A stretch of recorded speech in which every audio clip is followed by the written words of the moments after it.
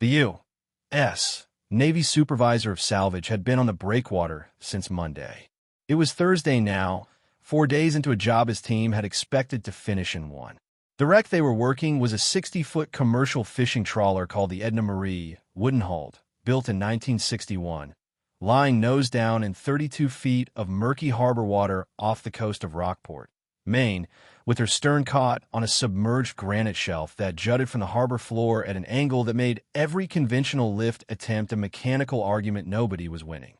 Commander Dale Reston had run naval salvage operations for 19 years. He had lifted vessels in 40 feet of water. He had recovered equipment from worse positions in worse weather on worse bottoms. He had not recovered this one. His team had run 3 dive assessments, 2 sonar passes, and burned through 40 hours of federal contract time since Monday morning. They had bent 2 commercial lift bags on the second attempt and snapped a 3/4-inch shackle on the third. On the 4th attempt, the primary lifting line had parted at the surface connection point with a crack like a rifle shot that sent 2 crew members scrambling backward on the barge deck. Reston had stood there in the cold salt air and looked at his equipment and looked at the water where the Edna was lying and done the arithmetic that a man does when he runs out of conventional options. The trawler had gone down 8 days ago in a November squall. The captain, a 68-year-old lobsterman named Earl Cady, had made it out in the life raft his father had insisted on keeping aboard since 1987. The boat, which Earl's father Raymond had built in a Penobscot boatyard, and which Earl had been running for lobsters since he took it over in 1989, had not made it. The problem was the shelf. Every time Reston's team rigged a vertical lift, the stern caught on the granite edge, and the Edna twisted on the cable instead of rising. The torque was working against the hull structure. Reston's salvage assessment, typed up Wednesday night on the barge and reviewed by the regional coordinator Thursday morning, said the wreck presented an unacceptable risk of structural failure during further lift operations and recommended sectional cutting as the recovery method. 3 weeks of work, $90,000+ in contractor costs. Earl Cady did not have $90,000. Standing at the end of the breakwater that Thursday morning was a man named George Pell. He was 71 years old, built like someone who had spent 5 decades working harbor equipment, with hands that had gone the color and texture of old rope from 30 years of saltwater and cable work. He wore rubber boots, canvas work pants, and a wool cap the color of old concrete. He had a thermos of coffee and no clipboard. He had been at that spot on the breakwater for 2 days. He had not spoken to anyone in the salvage crew. He had just stood there and watched. Commander Reston noticed him Thursday morning while reviewing the sectional cutting proposal with his lead diver. He asked the harbor master who the old man was. George Pell, the harbor master said, ran Pell Marine Recovery out of this harbor for 30 years. Retired 6 years ago. Comes down to watch sometimes. Reston looked at Pell. What does he want? The harbor master shrugged. I expect he'll tell you when he's ready. If you appreciate stories about old iron and the men who keep it running, hit that like button and subscribe so you don't miss the next one. And drop a comment telling me where you're watching from. I read everyone. Reston crossed the breakwater and introduced himself. Pell shook his hand. The grip of a man who had spent decades handling wire rope. You've been watching us work? Reston said. I have. You have any thoughts? Pell looked out at the barge. He took his time before answering, the way a man does when he spent a lifetime where wrong words cost more than silence. You're lifting wrong, he said. Reston waited. Pell didn't elaborate. What do you mean lifting wrong? You're applying vertical force to a wreck that's pinned on an angle. The stern's sitting about 20 degrees higher than the bow because the shelf is holding it there. You lift straight up, you're pulling against the shelf on the stern and fighting the weight of a waterlogged hull on the bow at the same time. You're splitting the load 2 ways and getting half of neither. Reston looked at him. Commander Dale Reston had a master's degree from the Naval Postgraduate School and 19 years of salvage operations in his service record. The man in front of him had a thermos of coffee and rubber boots. We've run salvage operations in more difficult conditions than this, Reston said. I'm aware of that. I read the Beaumont report from '97. Reston paused. You know the Beaumont job? Your team cut a steel-hulled barge on the Penobscot because the lift geometry wasn't working and the timeline was running out. George Pell looked at him steadily. That was steel. This is wood. Earl Cady's family has 30 years in that boat. His father built it. You cut into sections, you're not giving him back his boat. You're giving him scrap and a bill. Reston crossed his arms. What would you do differently? George Pell finished the last of his coffee. He screwed the cap back on the thermos and looked at the harbor master, who had been listening from a respectful distance. You still got my rig in the yard? Harbor master said he did. Hadn't touched it. Pell nodded. I'll take a look at the job, he said. That was all he said. Arthur Pell had bought the 1947 Holmes 750 wrecker in the spring of 1949. He'd found it at a surplus dealer in Portsmouth, New Hampshire, a twin-boom rig mounted on a 1946 white truck chassis that had spent 3 years as a Navy Yard machine and was being sold off with a collection of other post-war surplus equipment at prices that assumed nobody would want any of it. Arthur had paid $2,300 for the Holmes and driven it back to Rockport in a March rainstorm with a cracked windshield wiper motor and a transmission that slipped going into third. He'd fixed the wiper motor that evening and the transmission the following Saturday and had the truck running steady work by April of that year. Arthur Pell had built Pell Marine Recovery from a 30-foot equipment shed at the edge of the harbor. He worked mostly alone. He used the Holmes for harbor lifts, dock recovery, and vessels that came ashore in storms. For bigger jobs, Arthur didn't buy bigger equipment. He improvised. In the spring of 1953, he'd found a secondary winch unit at a Portsmouth Navy yard that was closing out its crane inventory. The unit was a worm-drive winch from a yard crane, rated for 12 tons, built in 1944 to military specifications, with a gear ratio so low it could hold a sustained load for hours without slipping. Arthur had paid $80 for it. He'd fabricated a mounting frame from salvage steel, welded it behind the cab of the Holmes, and spent 2 weekends wiring the winch into the truck's power takeoff. The result was a truck with 2 independent winch drums, 2 different gear ratios, and the ability to apply 2-line tension at independent angles. No hydraulics, no computer controls, a clutch lever for each drum and a throttle that responded to your right foot, and the mechanical knowledge to use all of it correctly. Arthur had written up the configuration in his logbook with a diagram that George had studied until he could reproduce it from memory. When Arthur died in 1975, George took the Holmes and the shed and the phone and the logbooks and the knowledge that lived in all 4 and ran Pell Marine for 30 more years before his knees told him the docks were finished with him. He'd pulled the Holmes into the yard in 2017, covered it with a tarpaulin, and tried to figure out what a man did with the equipment and the knowledge when the work was gone. He hadn't figured it out yet. When George pulled the tarp off that Thursday afternoon, the white paint on the cab had gone chalky, and the chrome on the boom tips had oxidized to a dull rust orange, and one of the outrigger pads had cracked through its center. The tires were flat but held their beads. The fuel in the tank had gone stale. George drained it and poured in 20 gallons of fresh diesel from the shed. He checked the oil, which had gone dark and thick, but was at level.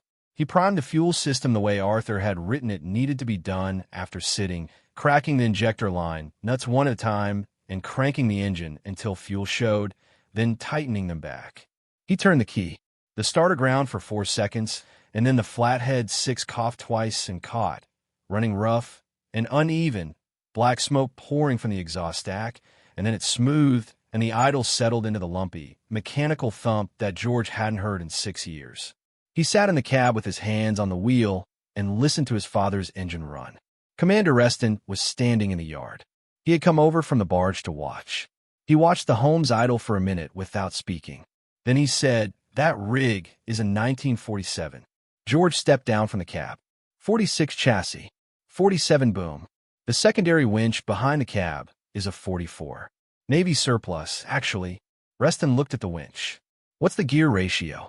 Arthur never had it on a dynamometer, but it pulled a cold barge off a Penobscot sandbar in 63 and held a coaster off the rocks in Owl's Head in 71. George checked the cable on the primary drum. The cable was good. He'd spooled fresh 3/4-inch galvanized on both drums in 2015, 2 years before he'd parked it. "You think this truck can do what a $2.4 million salvage barge couldn't?" Reston said. It wasn't quite a question. George looked at him. "I think I can do what you couldn't do with your barge. There's a difference. Your barge is powerful. Power doesn't matter if you're applying it wrong. Reston was quiet. What's your plan? George walked to the truck bed and pulled out a hand-drawn diagram on a piece of engineering paper. He'd drawn it the previous evening in the shed after spending an hour on the harbor master's tide charts and another hour looking at the sonar image of the wreck position that Reston's team had posted on the operations board. I'm not going to lift the Edna Marie. I'm going to walk her off the shelf. Reston looked at the diagram. Two-line pull. Angled approach. I've got anchor points on the harbor floor that my father set in '61. Heavy steel eyes in the Granite. Load tested at 15 tons. I run the primary cable from the truck down the face of the breakwater through a block on one anchor to the stern. The block redirects the pull to 40 degrees off vertical, which means instead of lifting against the shelf, I'm rolling the stern across it. Secondary line runs a different angle, holds the stern from swinging wide as it comes free. 2 drums, 2 angles, coordinated pull. Reston studied the diagram. Then he said, if the hull structure fails during that pull, you could scatter the wreck across the harbor floor. George folded the paper and put it in his jacket pocket. Commander, your report recommends cutting that boat into sections. If my pull doesn't work, you're cutting it. Same result, different process. The difference is, if the pull works, Earl Cady gets his father's boat back. Reston looked at the Holmes. He looked at his barge. He said, I could put my crew on standby and let you rig it. George said that was all he needed. The setup took 5.5 hours. George worked the first 2 hours alone. He backed the Holmes onto the breakwater on a stretch of level granite 60 feet from the water's edge and set the outriggers for manual screw jacks that he wound down until the pads contacted the rock and the truck's weight was fully transferred. The cracked pad he'd braced with a steel plate cut from a scrap piece in the yard. He ran the primary cable, 3/4-inch galvanized, down the face of the breakwater through a steel fairlead he bolted to a ring his father had set in 1961 and into the water at an angle. He made 2 dives himself in a wet suit that had been hanging in the shed since 2016 and still fit. The first dive to check his anchor points, both solid, both free of fouling. The second dive to thread the primary cable through the snatch block on the first anchor and run it across the harbor floor toward the stern of the Edna Marie. Commander Reston's diver finished the rigging at the wreck end, connecting the cable to the Edna Marie's stern bit with a shackle and safety wire. George surfaced and climbed the breakwater ladder and dried off in the cab of the Holmes with the heater running. Then he rigged the secondary line. The secondary ran from the rear drum through a different block on the second anchor point to a cleat on the Edna Marie's port quarter, arriving at an angle 10 degrees offset from the primary. The geometry was the same Arthur had drawn on his napkin in 1963 and which George had seen work twice and understood completely. The idea was that the 2 lines would not pull in the same direction. They would pull at angles that converged on the shelf contact point. The primary would roll the stern across the Granite. The secondary would keep it from swinging downhill as it came free.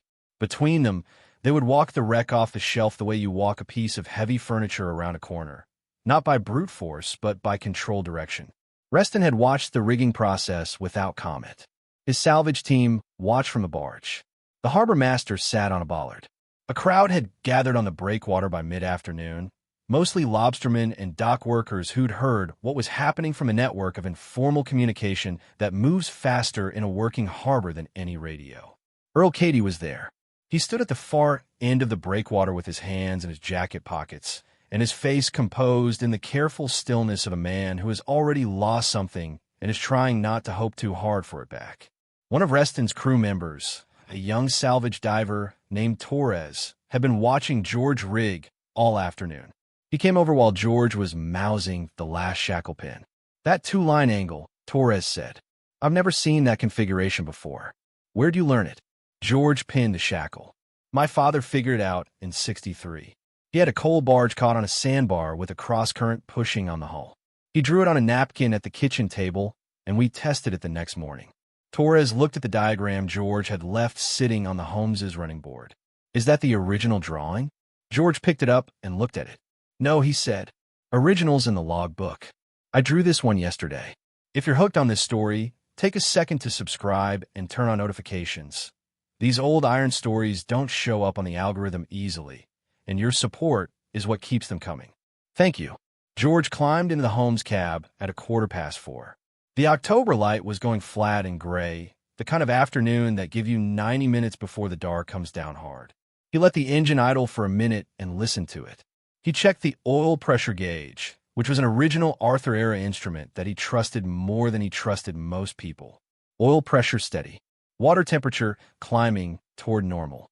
He engaged the primary winch clutch and began taking up the slack in the cable. The cable came up off the harbor floor in sections, tightening, the water draining off it as it came under tension. He could feel the load arrive through the outriggers and into the truck's frame. The Holmes squatted slightly on the breakwater. He held the primary there and engaged the secondary winch, taking that line tight with the same slow deliberateness. Both drums turning, both cables under load. Reston's diver was in the water, positioned to watch the stern of the Edna Marie. His voice came over the radio the harbor master was holding. Lines are tight on both ends. Stern is still on the shelf. Ready when you are.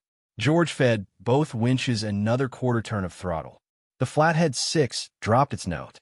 The exhaust stack went from gray to dark. The worm drive secondary made the sound Arthur's logbook had described as a sound like a good anchor chain, which meant it was working. For 30 seconds, nothing moved. Torres was watching from the breakwater rail and not saying anything. Reston was standing 12 feet from the Holmes with his hands at his sides. Earl Cady was at the far end of the breakwater, not watching the truck, and not watching the water, and not watching anything in particular, which is what a man does when he is afraid of what he might see. Then the diver's voice came back on the radio. She moved. How much? Maybe 8 inches. Which direction? Aft and up. George kept the throttle where it was. He did not increase it. He did not rush. His father's logbook had one rule above all others for a sustained pull on a pin structure. Hold the load steady and let the physics work. Patience was the tool. The winch was just the handle. 8 inches became a foot. The Edna Marie groaned. It was a sound that carried across the water to the breakwater, a deep structural complaint from wood and iron that had been under pressure for 8 days. A foot became 2 feet. George felt the load shift character, felt it through the frame the way his father had described in the logbooks.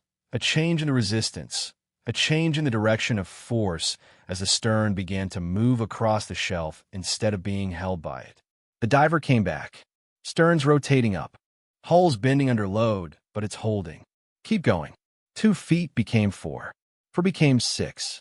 The secondary line angle was changing as the stern rose, which meant the geometry was working exactly as Arthur had drawn it.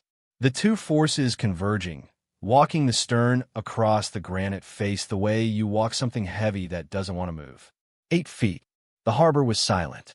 Nobody on the breakwater was talking. Torres had his hands on the rail and his eyes on the water. Reston had not moved. The diver. Stern is clear. Clear the shelf. Hull is intact. No visible fracture. She's free.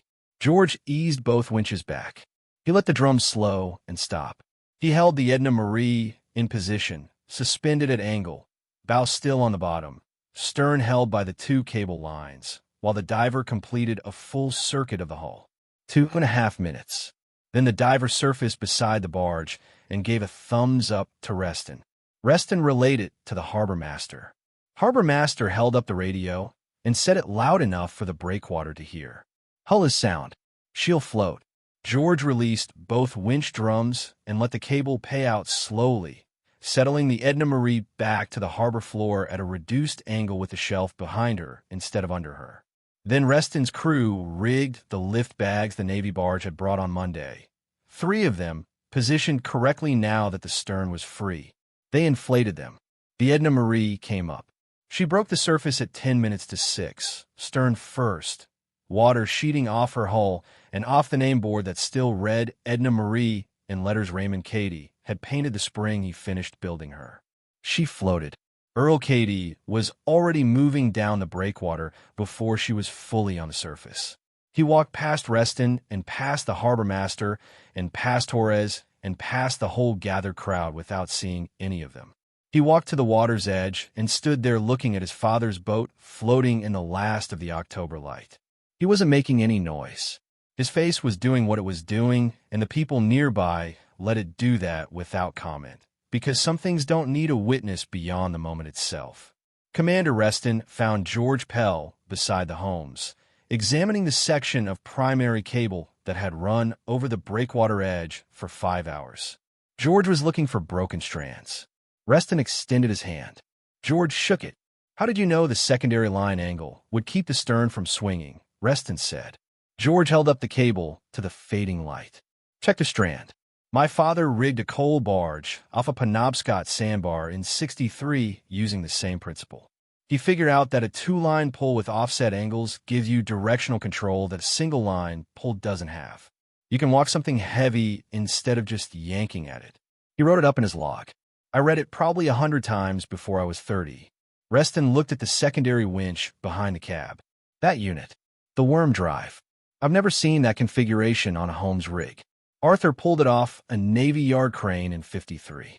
The yard was closing out the surplus inventory. He paid $80 for it and built the mounting himself." Reston was quiet for a moment. "A Navy crane. That's right." Reston almost smiled.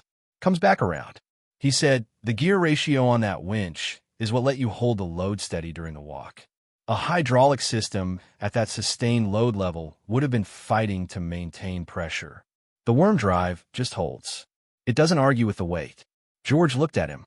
Arthur understood that in '53. Reston nodded. He said, "I owe you an apology. I had you pegged as a retired man with a sentimental attachment to old equipment." George finished examining the cable and began spooling it back. "You weren't wrong about the sentimental attachment." Reston waited. "But the equipment works," George said. "Always did. The apology's appreciated, but it's not necessary. What's necessary is that Earl Katie's boat is floating." Reston looked at the Edna Marie out on the water. "You're right," he said. Then he went back to his barge to write his report. The Edna Marie was towed to the boatyard that evening. The marine surveyor went through her the following morning and found a cracked frame timber on the port side and a rudder post that needed replacing. 3 weeks of work and $11,000.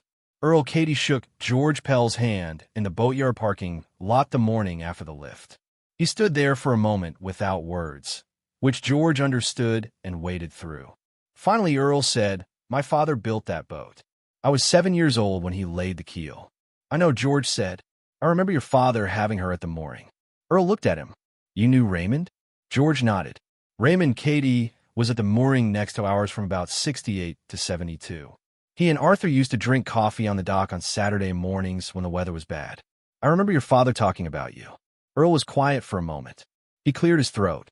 "What do I owe you?" George picked up his thermos. "Send me a check for the cable and the block rental." "That's it." Earl started to object. George shook his head once. "Raymond's son doesn't owe me more than that." Earl didn't argue again. Commander Reston's after-action report was filed 2 weeks later. In the notes section, he had written at some length about the recovery technique, the two-line offset pull, the worm drive winch configuration, the use of prepositioned harbor floor anchor points for cable redirection. He recommended the technique be reviewed by the Salvage Training Center in Pensacola for possible inclusion in doctrine. He noted the origin of the secondary winch unit. Navy surplus, 1944, purchased from a Portsmouth yard closing in 1953. The equipment had come from the Navy. It had come back to help the Navy recover a boat it could not otherwise recover. Reston called George 6 months later to tell him about the report. George was in the yard, working on the cracked outrigger pad. He listened to what Reston said. Arthur would have appreciated that, he said. A good laugh at the Navy buying back its own equipment. Reston said he wanted George to know. George said he appreciated it and went back to the outrigger pad. The Holmes is in the yard. George replaced the cracked pad and the frayed section of primary cable over the winter. In the spring, he repacked the worm gear on the secondary winch with the same grease specification Arthur had noted in the 1953 log entry. The make and grade written in his father's cramped hand on a page George had read so many times the paper had gone soft at the edge. He greased the boom pivot points and checked the cable on both drums and let the engine warm up for 20 minutes on a cold April morning with his coffee on the fender. The Flathead 6 ran the same as always. Lumpy at idle, smooth under load, patient in the way old engines are patient, built for work rather than speed. 3 more calls came in over the winter and spring. A dock operator in Owl's Head with a service crane that had gone off its track into the water. A lobsterman in Tennant's Harbor with a trap hauler swamped at the mooring after a January storm. A marina in Friendship with a 30-foot sloop sunk at the dock with a customer's gear aboard. George took all 3. He drove to each in the Holmes, which ran every job without complaint. He charged what the materials cost and a day rate that hadn't changed since 2015 and let people pay what they could when the materials cost was more than they had. Earl Cady took the Edna Marie back out in early May. He runs her up towards Seal Island now, the same string his father ran in the years George could remember. On the stern cleat, where George's secondary cable had been rigged during the lift, Earl tied a short length of new 3-strand rope and left it there. He couldn't have explained why. It seemed right to leave something at the place where the boat had been held and then freed. Arthur Pell's logbooks are in the shed. 40 years of jobs, every one recorded.